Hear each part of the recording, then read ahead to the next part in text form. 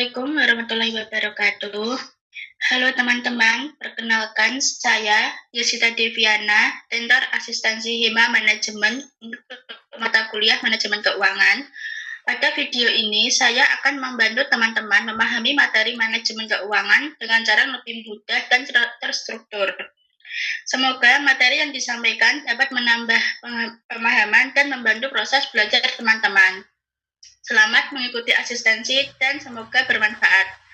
Nah, untuk soal yang pertama, PT Maslahah Abdi Tbk, perusahaan yang tidak menggunakan utang dan memiliki EBIT yang konstan yaitu 25 juta per tahun.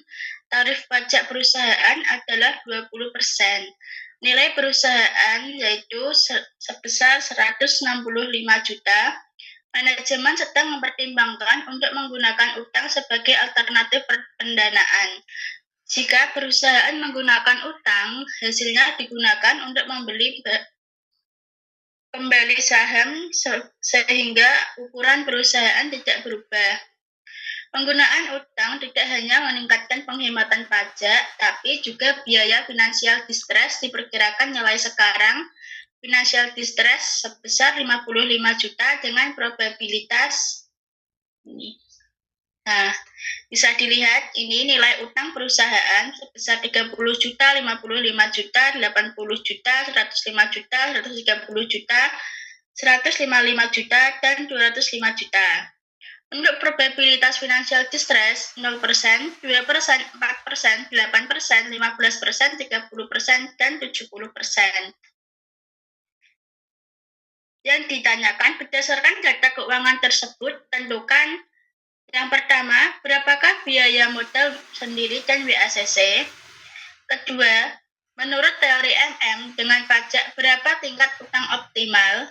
Ketiga, bagaimanakah struktur modal dan yang optimal jika biaya financial distress diperhitungkan?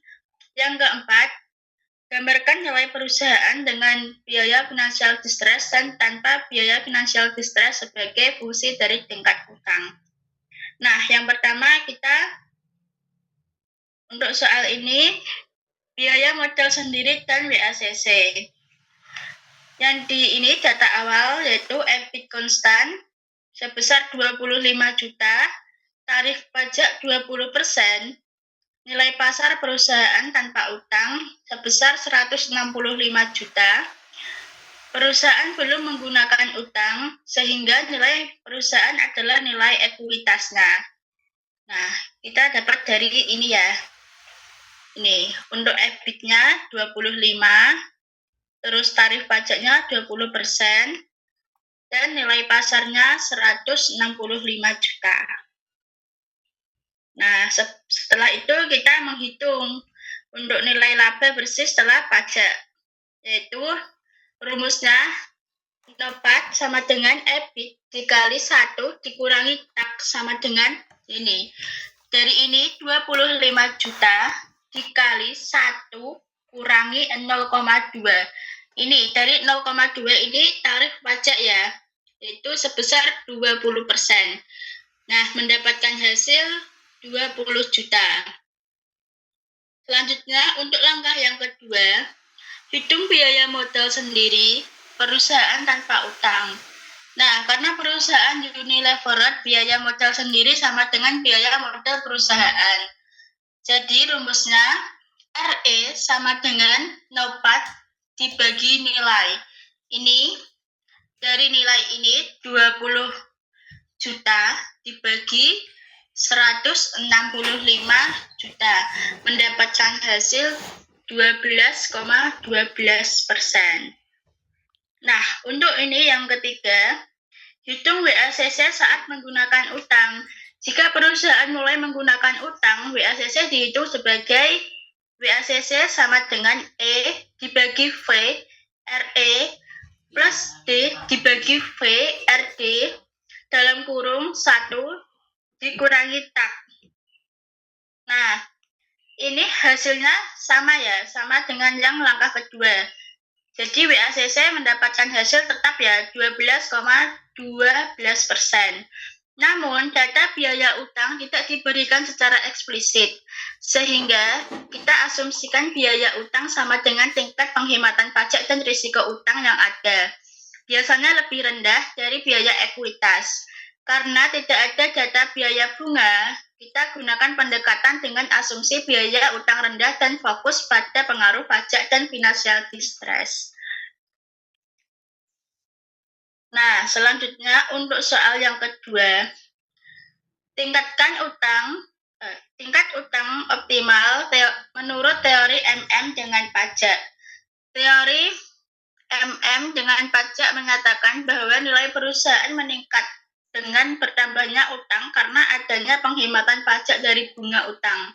Nilai perusahaan dengan nilai utang rumusnya adalah VL sama dengan VU plus TC dikali D, di mana VL ini nilai perusahaan dengan utang, VU nilai perusahaan tanpa utang yaitu sebesar 165 juta, dan TC tarif pajak sebesar 20%, yang terakhir D yaitu nilai utang. Nah, ini ada bagian untuk berbagai alternatif utang nilai perusahaan tanpa memperhitungkan financial distress adalah ini. Ini kalian bisa lihat di soal ini ya. Nah, kita tulis lagi itu untuk utangnya. Terus ini, nilai perusahaan VL sama dengan 165 juta ditambah 20% dikali T. Jadi ini, misalnya 30 juta. Jadi ini 165 juta ditambah ini 0,2 dikali 30% yaitu 6 juta, mendapatkan hasil 171 juta. Dan itu sampai ke bawah ya, sampai ke ini 205 juta, nanti mendapatkan hasil 206 juta. Nah, menurut teori MM dengan pajak, semakin besar utang, semakin tinggi nilai perusahaan, sehingga utang optimal secara teori adalah sebesar maksimum yang memungkinkan, yaitu 25 juta ini. Nah, selanjutnya untuk yang soal ketiga, struktur modal optimal dengan memperhitungkan biaya financial distress. Jika memperhitungkan biaya financial distress, nilai perusahaan menjadi FL sama dengan FU tambah TC dikali D dikurangi probabilitas FD dikali cost FD. Yang dimana ada cost FD ini sebesar 55 juta dan probabilitas sesuai tabel probabilitas financial distress. Nah, ini untuk yang 55 juta dapat dari ini ya, financial distress. Nah, selanjutnya ini juga ada bagian, kita tulis lagi nih bagian utangnya sampai 205 juta. Nah, kemudian ada VU plus TC dikali D. Ini dari ini tadi, ini ya, kita tulis lagi ini. Berarti ini kayak tadi 165 juta dikali 20%. Terus, salah.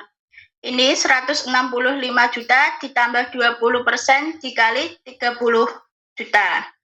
Nah, nanti ini kan probabilitas dari soal tadi. Nah, untuk yang expected cost FD sama dengan probabilitas FD dikali 55 juta. Ini. Jadi, ini probabilitas ini 0% dikali 55 juta mendapatkan hasil 0. Dan seterusnya, misal 22%,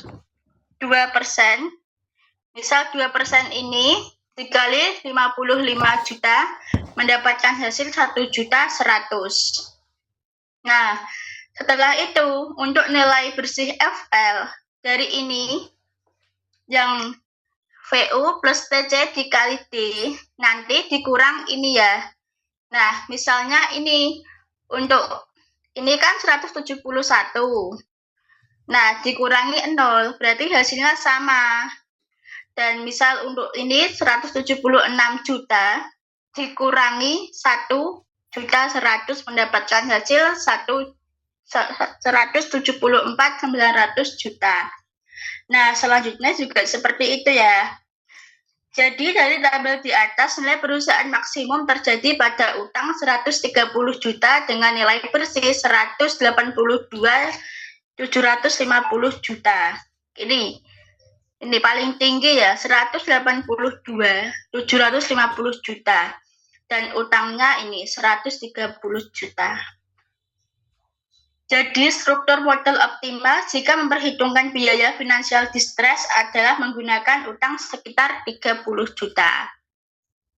Nah, untuk yang terakhir ini, grafik nilai perusahaan sebagai fungsi tingkat utang. Nah, bisa dilihat ya ini grafiknya ya. Nah, selanjutnya, tanpa biaya finansial distress, nilai perusahaan meningkat linear dengan utang karena penghematan pajak atau garis naik lurus dari 165 juta ke 206 juta saat utang 205 juta. Selanjutnya, dengan biaya finansial distress, nilai perusahaan naik sampai titik optimal utang sebesar 130 juta. Nilai sekarang yaitu 182,75 juta. Kemudian menurun akibat biaya finansial distress yang semakin besar. Nah, ini untuk soal yang kedua. Bisa dilihat dari neraca PT Abdul Hamid Tbk dan PT Abdul Gofar Tbk sebagai berikut. Untuk PT AH Tbk, total asetnya 500 juta, total hutang 140 juta, saham biasa 110 juta, paid in capital 80 juta, laba ditahan 160 juta, dan total hutang dan ekuitas sebesar 500 juta. Nah, kalau untuk PT AG, total asetnya 500 juta, total hutang 150 juta, saham biasa 90 juta, paid in capital 110 juta, laba ditahan 150 juta, dan total hutang dan ekuitas yaitu 500 juta. PT AH Tbk melakukan merger dengan metode pooling of interest di mana PT AH Tbk dipertahankan ada. PT AH Tbk menukar 1,1 sahamnya untuk setiap saham PT AG Tbk. Tunjukkan neraca sesudah merger. Nah, ini neraca sebelum merger ini dari soal ini ya. Nah, terus selanjutnya ada neraca sesudah merger dengan cara pooling of interest. Ini total asetnya mendapatkan 1 miliar. Ini. Jadi PT AH ditambah PT AG. Ini AG ya. Jadi ini total aset berarti 500 juta ditambah 500 juta yaitu 1 miliar.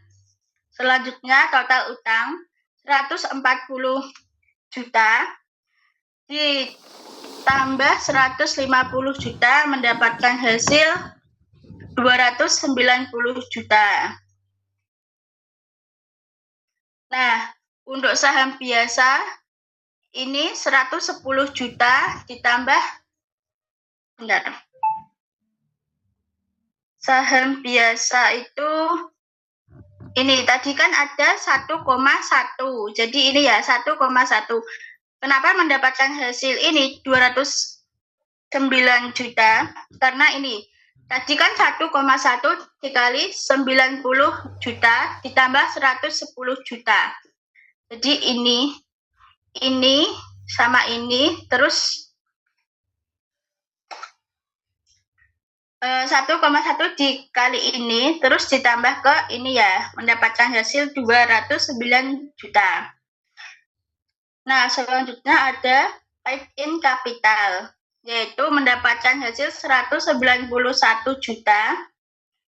Ini dari 200 juta dikurangi 1,1 dikurangi 1 dikali 90 juta. Selanjutnya laba ditahan yaitu 310 juta. Dan terakhir ada total hutang dan ekuitas yaitu 1 miliar.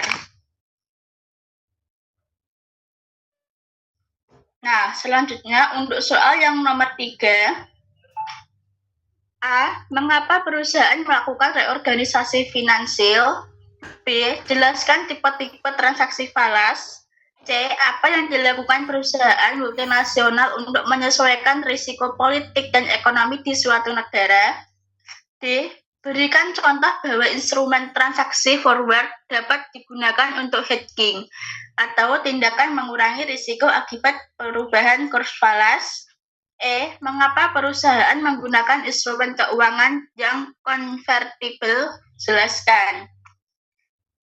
Nah, untuk yang A, reorganisasi finansial dilakukan karena yang pertama mendapatkan sumber modal, yang kedua memperbaiki struktur modal, yang ketiga mengurangi beban tetap, yang keempat menghilangkan saldo kerugian, bisa dengan cara mengurangi nilai saham, mengurangi modal perusahaan, atau mengurangi hak yang belum dibayar.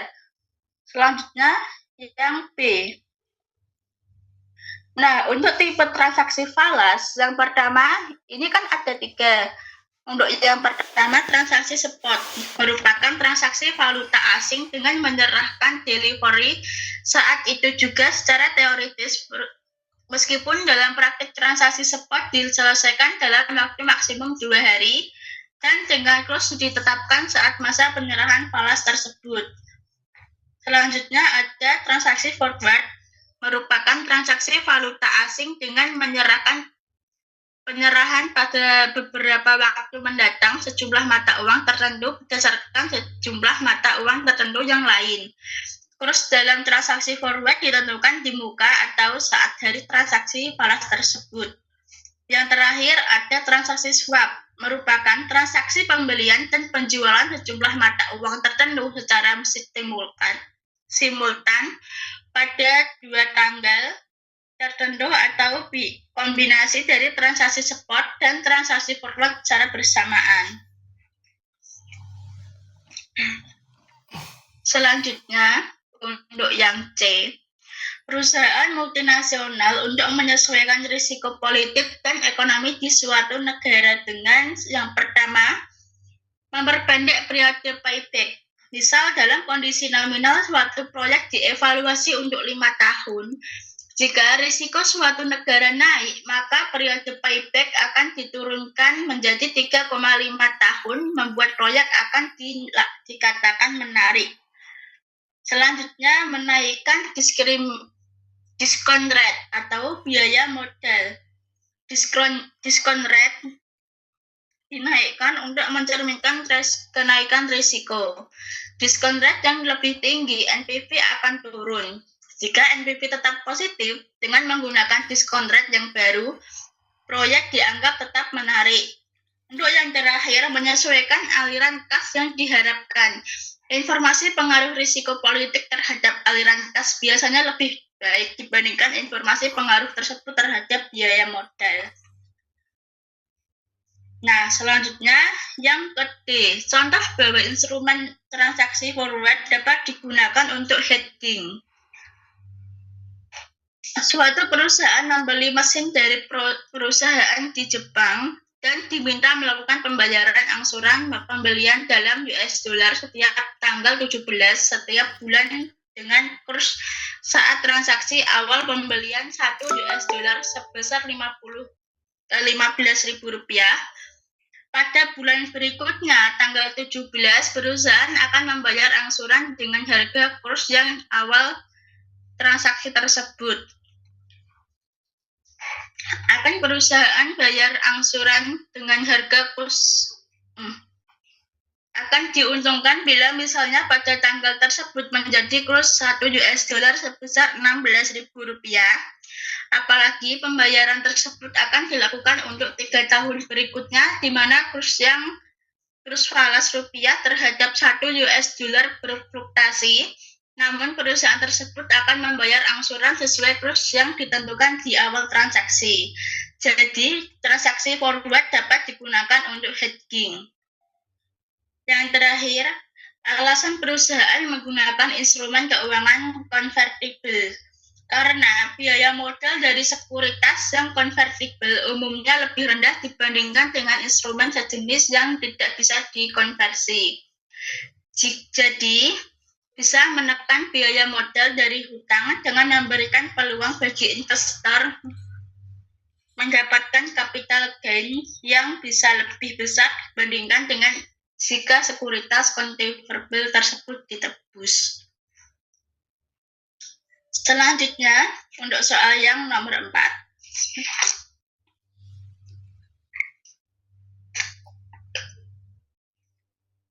Soalnya yaitu laba bersih yang diperoleh PT Asafan tahun 2025 diperkirakan sebesar 200 juta.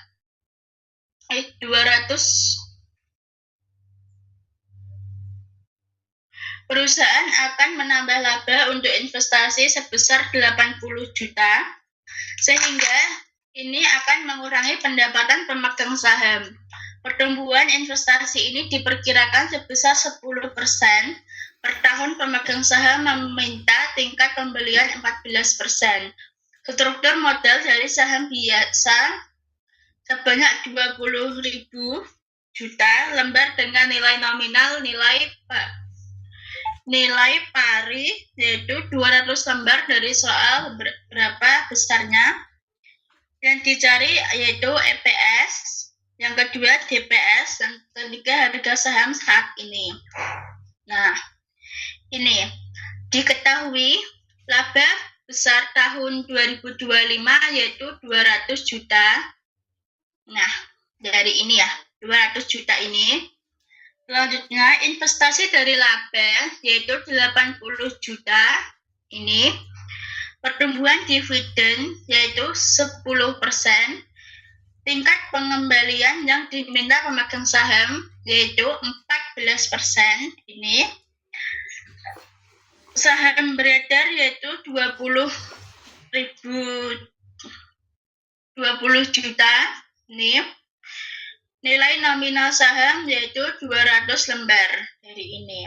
Nah, kita cari EPS-nya yaitu rumus EPS sama dengan laba bersih dibagi jumlah saham beredar. Nah, kita laba bersihnya tadi berapa? 200 juta ini. Kita masukkan sini.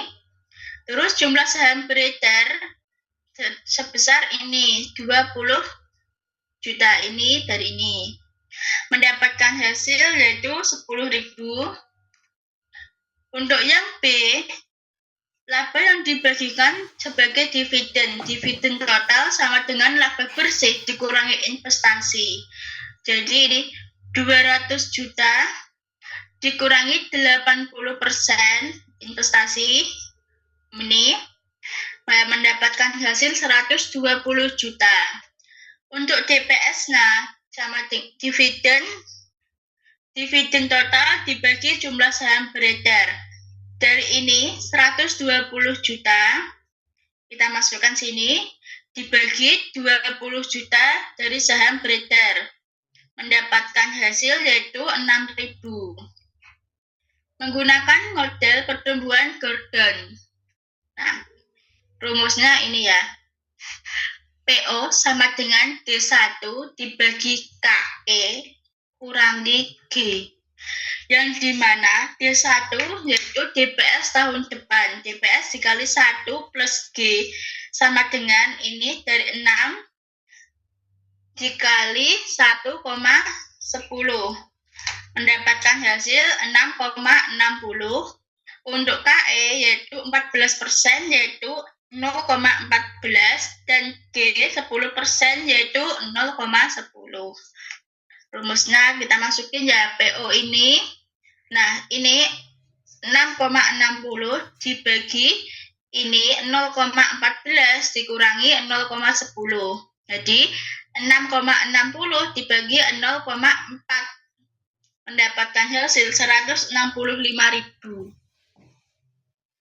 Nah, untuk yang terakhir ini ada laporan neraca PT Asafan per 31 Desember tahun 2024. Nomor 5 ya ini ya. Nah, bisa dilihat ini ada aset, kas, piutang, persediaan, tanah, bangunan, peralatan, saldo kerugian, total aset. Terus untuk kewajiban dan ekuitas ada utang dan modal saham. Total kewajiban dan ekuitas sebesar 33 juta. Persero dan kreditor sepakat untuk menggunakan reorganisasi dengan ketentuan sebagai berikut. A. Mengurangi persediaan barang 30%. B. Sebagian bangunan dijual dengan pembayaran tunai senilai 22 juta. Sisanya dinilai tinggal 2 juta. C. Peralatan nilainya dikurangi sebesar 500.000. Dari data di atas, berapa besarnya kerugian yang harus dihapuskan? Yang kedua, susunlah neraca setelah revaluasi. Untuk jawabannya ini. Perhitungan kerugian yang harus dihapuskan. Kerugian dari pengurangan persediaan yaitu 30% dikali 6 juta. Ini dari ini 30% kali ini persediaan ya ini ya 6 juta mendapatkan hasil 1.800.000. Selanjutnya kerugian dari penjualan pembangunan yaitu 6 juta dikurangi 4 juta ini dari ini pembangunan ini. Nah, untuk ini sebagai bangunan ini juga 4 juta kan. Nah, nanti dikurang hasilnya dapatkan hasil 2 juta. Selanjutnya kerugian dari pengurangan nilai peralatan yaitu 500.000 ini. Nilai peralatannya. Nah, ini ya. Jadi total kerugian yang harus dihapuskan sebesar 4.300.000. Nah, selanjutnya untuk neraca setelah revaluasi. Nah, ini bisa dilihat ya, ada kas, piutang, persediaan, tanah, bangunan, peralatan, dan total aset. Untuk kas yaitu 4 juta, piutang 5 juta, persediaan 4.200.000, tanah 9 juta, bangunan 2 juta, peralatan 1.500.000, total asetnya 25.700.000. Nah, untuk ini utang 13 juta, modal sendiri 20 juta, saldo kerugian 3 juta, jadi total mendapatkan hasil 25.700 juta. 25.700.000. Nah, untuk ini penjelasannya, kas bertambah 2 juta dari hasil penjualan bangunan. Nah, ini. Persediaan berkurang 30% menjadi 4.200.000. Ini. Terus bangunan berkurang menjadi 2 juta. Ini. Terus peralatan berkurang 500.000 menjadi 1.500.000. Ya. Selanjutnya saldo kerugian bertambah dari 3 juta menjadi 7.300.000. Akumulasi kerugian awal ditambah kerugian revaluasi. Nah, untuk soal kita sudah selesai. Mohon maaf apabila ada salah kata. Wassalamualaikum warahmatullahi wabarakatuh.